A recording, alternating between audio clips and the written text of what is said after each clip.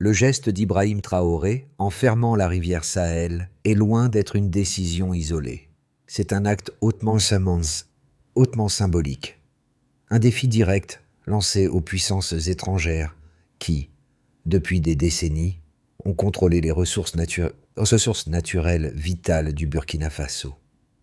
Cette action suscite des questions profondes sur la souveraineté nationale et la dépendance vis-à-vis des puissances extérieures. Mais elle ouvre aussi la porte à une série de défis. Est-ce que le pays pourra gérer cette ressource sans l'expertise et les infrastructures étrangères? L'impact immédiat de cette fermeture est déjà visible, avec une réduction de l'approvisionnement en eau dans certaines régions, affectant des milliers de personnes. Cependant, pour de nombreux Burkinabés, c'est un prix qu'ils sont prêts à payer. En effet, cette rupture avec le passé colonial est perçue comme une victoire pour la souveraineté nationale. Mais cette décision audacieuse ne sans conséquence. Comment le pays va-t-il naviguer dans les eaux troubles de cette indépendance retrouvée, face aux pressions économiques et diplomatiques croissantes? Pour certains, ce geste représente un moment historique de réappropriation des ressources naturelles, un premier pas vers une véritable indépendance.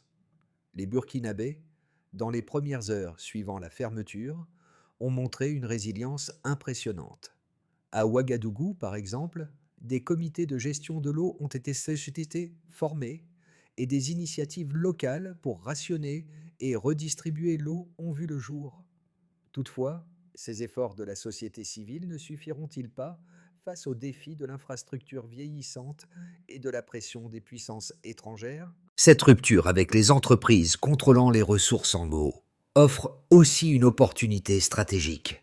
Elle incite le Burkina Faso à repenser sa gestion des ressources naturelles et à explorer des solutions alternatives, comme les technologies locales et les systèmes de gestion décentralisés. Cependant, l'impact économique reste une grande inconnue. Le pays peut-il supporter les coûts à court terme de cette transition, tout en évitant une crise économique? Le défi est de taille, mais il pourrait marquer un tournant dans la gestion des ressources naturelles et la construction de l'indépendance économique du Burkina Faso. Ibrahim Traoré, souvent perçu comme un homme d'action audacieux, se trouve aujourd'hui au cœur d'une décision qui pourrait redéfinir l'avenir du Burkina Faso. Ce n'est pas seulement un acte isolé, mais le début d'un mouvement plus large pour affirmer la souveraineté du pays sur ses ressources naturelles. Après la fermeture de la rivière Sahel, de nombreuses voix se sont élevées en faveur de cette décision, particulièrement parmi les citoyens burkinabés. Pour beaucoup, c'est une victoire contre des décennies de domination étrangère. Le premier impact visible de cette décision a été une mobilisation locale. À Ouagadougou, des groupes de citoyens ont immédiatement pris les choses en main, en créant des comités pour gérer l'eau et en organisant des distributions équitables. En milieu rural, des agriculteurs ont réhabilité des systèmes d'irrigation anciens pour compenser la réduction de l'approvisionnement en eau. Ces actions spontanées ont montré une incroyable résilience et une volonté de surmonter les difficultés immédiates. Cependant, cette réactivité des communautés locales ne pourra pas remplacer totalement les infrastructures contrôlées par des entreprises étrangères. Le défi majeur reste la gestion à long terme de la ressource en eau. Les autorités burkinabées devront non seulement réhabiliter les infrastructures existantes, mais aussi investir dans des solutions locales durables. Ibrahim Traoré et son gouvernement devront naviguer habilement entre la souveraineté retrouvée et les pressions économiques et diplomatiques internationales. Le soutien populaire reste crucial, mais les enjeux économiques et géopolitiques risquent de compliquer cette transition vers l'indépendance. La fermeture de la rivière Sahel. Dans les jours qui ont suivi, des perturbations majeures ont été signalées dans plusieurs régions du Burkina Faso. L'approvisionnement en eau a chuté de près d'un point de vue économique. L'impact de cette décision est tout aussi profond. La fermeture de la rivière Sahel a provoqué une hausse sur le plan géopolitique. La décision de Traoré a provoqué des réactions vives à l'international. Les puissances occidentales, notamment les pays européens et les États-Unis, ont dénoncé cette rupture avec les accords historiques. Des sanctions économiques ont été évoquées et des discussions sur la suspension des prêts internationaux ont commencé à émerger. Mais au Burkina Faso, le soutien populaire reste fort. Pour beaucoup, cette décision symbolise enfin une libération des chaînes coloniales et un retour au contrôle national des ressources essentielles. Les Burkinabés voient en ce geste un acte de résistance face à des décennies d'exploitation et de dépendance. Pourtant, malgré ce soutien interne, la question demeure. Jusqu'où le Burkina Faso pourra-t-il aller pour préserver sa souveraineté sans sombrer dans une crise plus profonde ? L'indépendance économique et énergétique qu'offre la gestion locale de l'eau pourrait s'avérer précieuse à long terme, mais le pays doit surmonter les défis immédiats d'approvisionnement et de financement. La gestion de la crise est désormais entre les mains du gouvernement, qui devra répondre aux pressions internes et externes tout en cherchant à restaurer un équilibre entre indépendance et stabilité. Les premières semaines suivant la fermeture de la rivière Sahel ont révélé l'ampleur de l'impact économique de cette décision historique. La baisse de l'approvisionnement en eau, qui a atteint près de l'une des premières conséquences visibles, a été une augmentation significative des coûts de production. Les agriculteurs, confrontés à une pénurie d'eau pour l'irrigation, ont dû adapter leurs méthodes de culture, souvent à des coûts élevés. En parallèle, les prix des biens de consommation ont explosé. L'augmentation de face à cette crise économique, le gouvernement d'Ibrahim Traoré a dû prendre des mesures pour stabiliser la situation. L'une des premières réponses a été d'accélérer la mise en place de solutions locales pour gérer l'approvisionnement en eau. Des comités communautaires ont été formés pour organiser des distributions équitables. Mais ces efforts ont eu un impact limité face à la gravité de la situation. Le pays se trouve dans une position où la dépendance vis-à-vis de technologies étrangères et de structures de gestion externes semble désormais incompatible avec l'objectif de souveraineté nationale. Le défi est d'autant plus complexe que le Burkina Faso doit à la fois sécuriser son approvisionnement en eau à court terme et développer des infrastructures durables à long terme. Les autorités burkinabées se sont également tournées vers des solutions locales pour compenser les ruptures. Les initiatives d'irrigation de secours, mises en place par des producteurs agricoles dans des régions comme Kongoussi, ont permis de maintenir une partie de la production. Toutefois, ces solutions restent fragiles et nécessitent des investissements importants pour être viables à long terme. L'absence d'un système centralisé de gestion de l'eau soulève la question de l'efficacité de la décentralisation dans un pays confronté à des défis aussi énormes. Sur le plan international, les tensions se sont intensifiées. Les sanctions économiques et les menaces de retrait d'investissement ont renforcé la pression sur le gouvernement burkinabé. Cependant, à l'intérieur du pays, une large partie de la population continue de soutenir fermement la décision de Traoré, estimant que ce geste est une première étape vers une indépendance retrouvée. La question centrale reste: ce soutien populaire suffira-t-il pour faire face à l'isolement croissant du Burkina Faso sur la scène internationale ? Le pays devra naviguer entre ses pressions internes et externes, tout en cherchant à renforcer ses propres capacités de gestion des ressources naturelles. L'impact de la fermeture de la rivière Sahel va bien au-delà des simples perturbations économiques. Il soulève des questions profondes sur la manière dont le Burkina Faso va naviguer dans cette nouvelle réalité géopolitique. En effet, en prenant une décision aussi radicale, Ibrahim Traoré a non seulement défié les entreprises étrangères, mais aussi les puissances internationales qui exercent une pression énorme sur le pays. Ce geste a alimenté un débat mondial.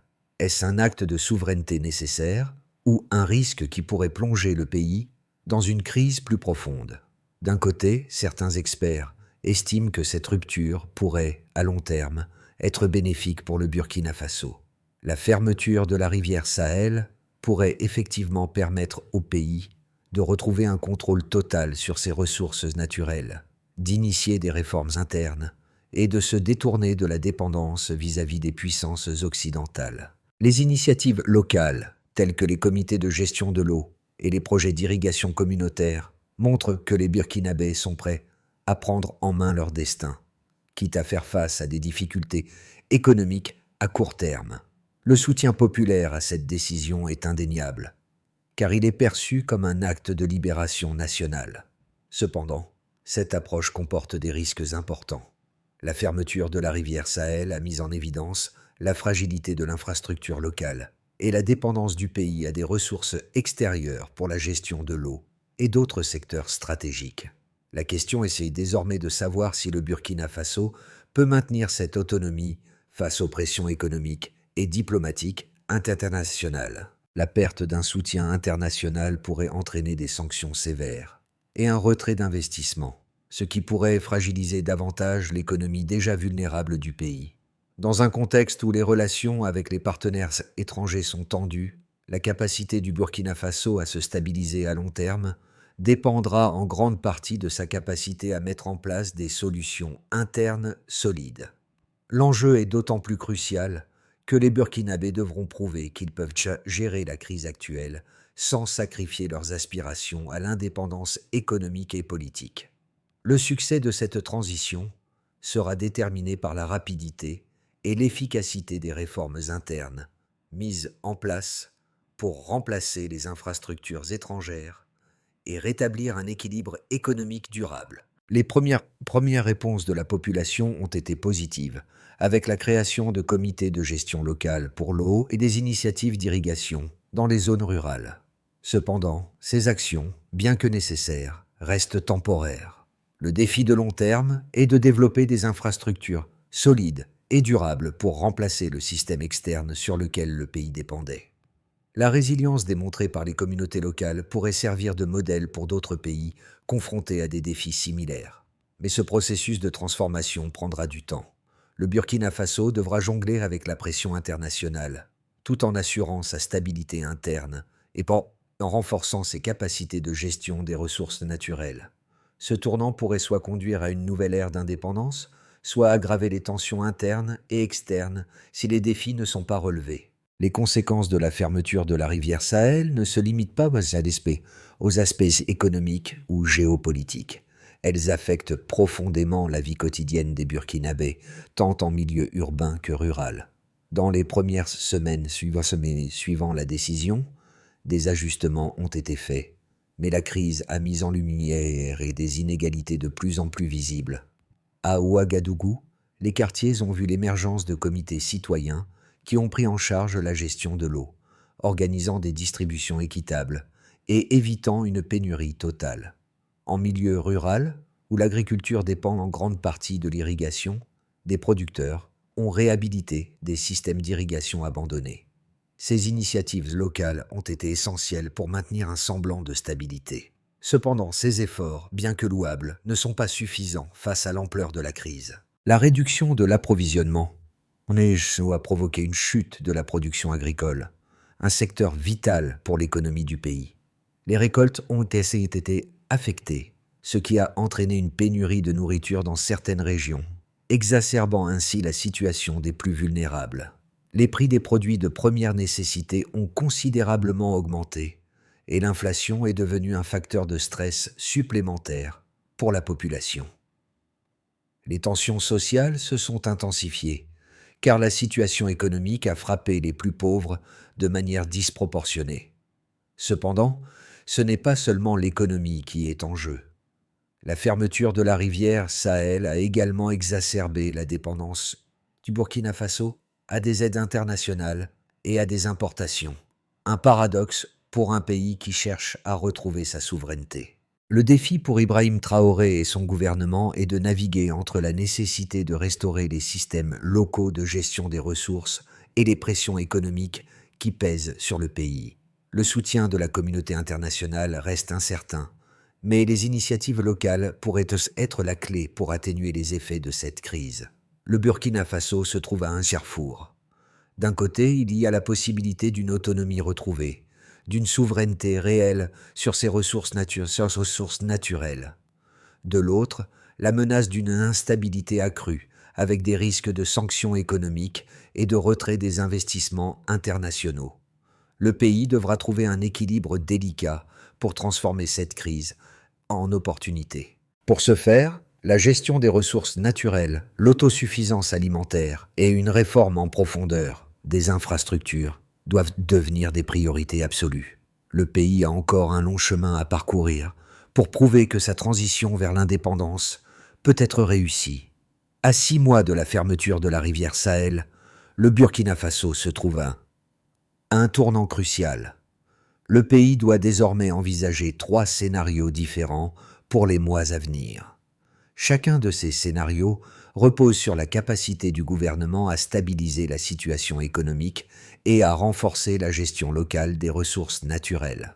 Le premier scénario, celui de la stabilisation progressive, envisage une reprise de l'approvisionnement en eau grâce à des efforts de réparation des infrastructures et à l'augmentation des initiatives locales. Si ce scénario se réalise, le pays pourrait commencer à réduire sa dépendance à l'égard des acteurs extérieurs, tout en conservant des relations diplomatiques modérées avec les puissances occidentales. Le soutien populaire, qui reste fort, pourrait permettre de maintenir la paix sociale, mais cette transition nécessiterait une discipline administrative et une coordination sans faille. Le deuxième scénario, plus optimiste, imagine un Burkina Faso qui utilise cette crise comme un tremplin pour une émergence régionale renforcée. En s'appuyant sur la solidarité régionale, notamment avec des pays comme le Mali et le Niger, le pays pourrait établir des accords hydriques transfrontaliers. Cette coopération, combinée à un investissement accru dans des technologies locales, comme les pompes solaires et les canaux gravitaires, permettrait au Burkina Faso de réduire sa dépendance aux infrastructures étrangères. Dans ce scénario, l'économie se redresserait progressivement, les secteurs agricoles et industriels retrouveraient leur vitalité, et la crise pourrait être perçue comme un catalyseur pour un avenir plus autonome et prospère.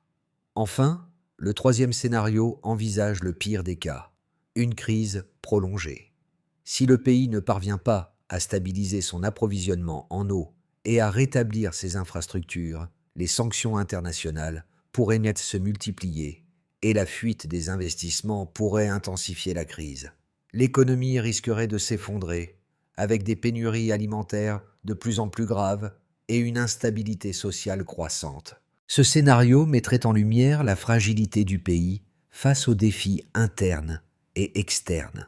Il serait crucial pour le gouvernement de trouver des solutions rapides et efficaces pour éviter une crise humanitaire majeure. Quel que soit le scénario qui se concrétisera, une chose est certaine.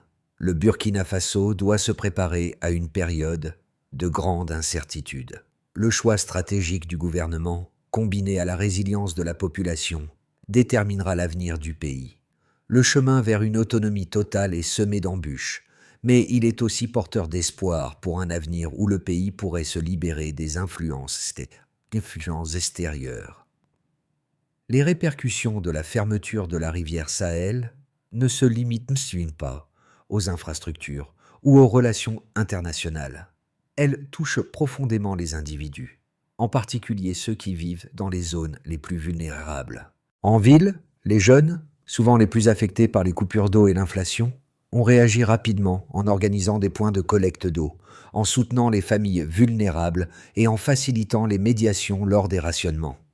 Cette solidarité communautaire a montré que, même dans une crise, il est possible de trouver des solutions collectives face à l'adversité.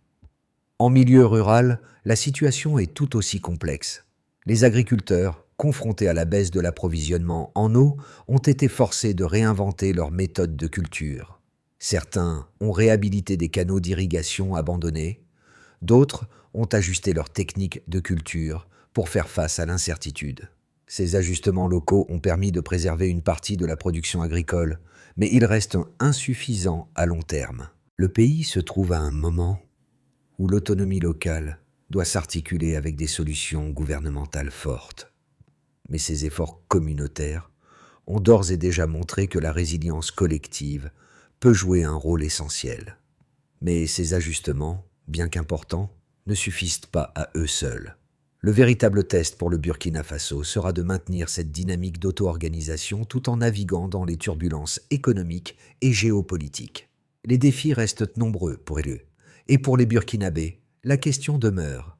Leur solidarité locale pourra-t-elle suffire pour surmonter cette crise profonde, ou devront-ils compter sur des solutions extérieures pour sortir de cette impasse? Le Burkina Faso se trouve aujourd'hui à un carrefour décisif, et le chemin qu'il choisira dans les mois à venir façonnera son avenir. Pour sortir de cette crise, le pays devra entreprendre une série de réformes et d'initiatives qui ne se limitent pas seulement à la gestion de l'eau. La première étape cruciale réside dans l'audit et la modernisation des infrastructures hydrauliques. Cela inclut la réhabilitation des stations de traitement de l'eau et la mise en place de systèmes de distribution qui ne dépendent plus de technologies étrangères. En parallèle, le pays devra renforcer ses capacités locales en matière de gestion des ressources naturelles, notamment à travers la formation d'ingénieurs et de techniciens locaux. Une autre priorité sera d'augmenter la résilience du pays face aux fluctuations climatiques. Le Burkina Faso pourrait, en collaboration avec ses voisins sahéliens, créer un groupe d'experts locaux spécialisés dans la gestion de l'eau et des données climatiques. Ce groupe pourrait fournir des solutions adaptées aux défis spécifiques du climat sahélien et réduire la dépendance à des expertises extérieures. Une telle initiative permettrait également de renforcer la coopération régionale, favorisant ainsi la stabilité et la sécurité des ressources en eau dans toute la région. Enfin, le pays devra investir dans des solutions alternatives et durables, comme les technologies solaires, pour l'irrigation et la filtration de l'eau. Ces technologies pourraient réduire les coûts liés aux infrastructures étrangères et permettre une gestion plus autonome des ressources. L'objectif est de rendre le Burkina Faso non seulement autonome sur le plan de la gestion de l'eau, mais également capable de développer un modèle économique basé sur la durabilité et l'indépendance. En repensant à la décision historique d'Ibrahim Traoré de fermer la rivière Sahel, il est clair que ce geste va bien au-delà d'une simple question d'approvisionnement en eau. C'est un symbole de la lutte pour la souveraineté, un acte qui marque le début d'une nouvelle ère pour le Burkina Faso. La fermeture de la rivière n'a pas seulement mis en lumière les vulnérabilités du pays face aux influences extérieures, mais elle a également révélé une force intérieure insoupçonnée. La résilience des communautés locales, leur capacité à s'adapter et à organiser la gestion de l'eau sont des éléments essentiels pour comprendre l'avenir du pays. Mais ce n'est pas seulement une question d'autonomie sur les ressources naturelles. La véritable souveraineté du Burkina Faso réside dans sa capacité à transformer cette crise en une opportunité pour redéfinir son avenir économique, social et politique. La participation active des citoyens et l'engagement de la société civile, qui ont joué un rôle clé dans cette transition, seront déterminants pour l'avenir du pays. En fin de compte, la décision de fermer la rivière Sahel représente un point de bascule. Le Burkina Faso a le potentiel de se réinventer, de sortir plus fort de cette épreuve, mais seulement s'il réussit à maintenir cette dynamique collective et à faire face aux défis internes et externes qui se profilent à l'horizon. Le soutien populaire demeure essentiel, mais il ne suffit pas à lui seul. Le pays devra développer des solutions locales et autonomes, tout en négociant intelligemment avec les acteurs internationaux pour éviter un isolement dévastateur. Chaque Burkinabé, à sa manière, pourra contribuer à cette transformation en s'engageant dans des initiatives communautaires, en soutenant l'innovation locale et en défendant l'idée d'une nation forte et unie. Le véritable défi réside dans la capacité à maintenir cette dynamique de changement. C'est à chaque citoyen, à chaque groupe, de participer à cette transformation pour que le Burkina Faso puisse, enfin, se tenir debout sur ses propres pieds.